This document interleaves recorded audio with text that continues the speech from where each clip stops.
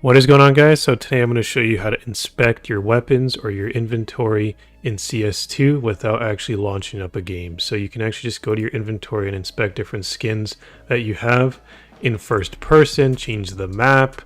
You don't even have to boot up a private lobby anymore, which is a nice feature. You know, it saves some time. So let's take a look at my nicest skin here. You know, you can inspect it like this. You can click and drag around, see different angles. But if you want to inspect it as if you're in game, this is the one you want to click. So click first person inspect animation. So now we can take a look at what it looks like as if we were in game. You know, you can just click it again and then it'll just do the inspect all over again.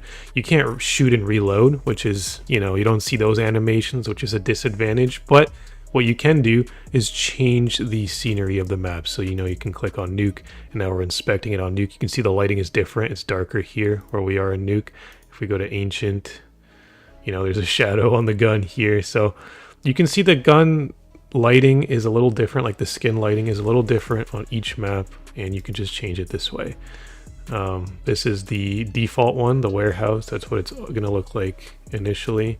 I have it on train right now. You can also change the map in the main menu, and then that'll be what it'll set it to as well when you try to inspect it. So how do we do that? Let's go back to the main menu and change the map. You got to go down here, change main menu scenery, and then you can change whatever map you want. So like, let's change it to Nuke, and now my guy is standing in Nuke.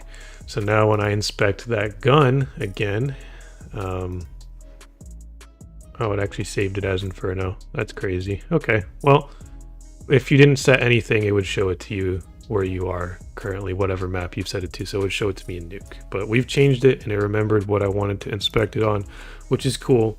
So yeah, guys, that is how you inspect weapons and gun skins without booting up a game or launching a game or joining any online game in CS2. Hopefully you found this video helpful. If you did, drop a like and don't forget to subscribe. Drop any questions you got in the comments as well. Thanks for watching.